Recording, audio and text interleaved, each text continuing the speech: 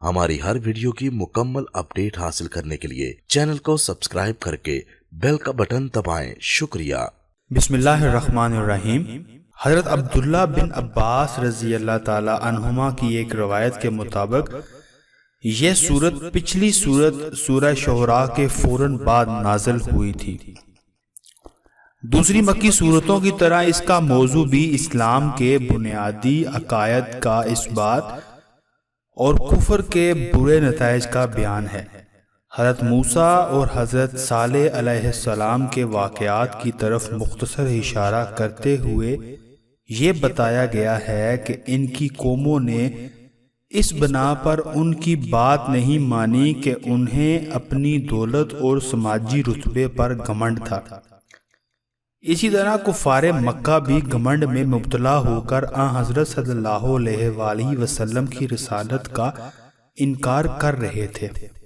दूसरी तरफ हज़रत सुलेमान अलैहिस्सलाम को अल्लाह ताला ने हर तरह की दौलत और बेनज़ीर बादशाहत से नवाजा था, लेकिन ये दौलत और बादशाहत उनके लिए अल्लाह ताला के अहकामात पर अमल करने से मना नहीं हुई।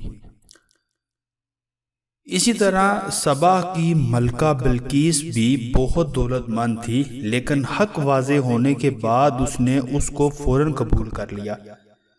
इस सियाक में हज़रत सुलेमान अलैहिस्सलाम और सबा की मलका वाक़या इस सूरत में तफसील के साथ बयान किया गया है और उसके बाद कायनात में फैली हुई कुदरत खुदाबंदी की निशानियों के बड़े मौसर अंदाज में जिक्र फरमाया गया है, जिनसे अल्लाह ताला की वहदानियत साबित होती है।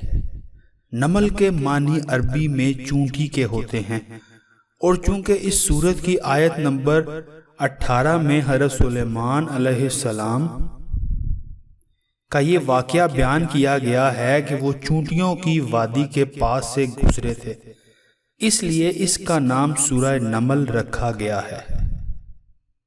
हमारी हर वीडियो की मुकम्मल अपडेट हासिल करने के लिए चैनल को सब्सक्राइब करके बेल का बटन दबाएं। शुक्रिया।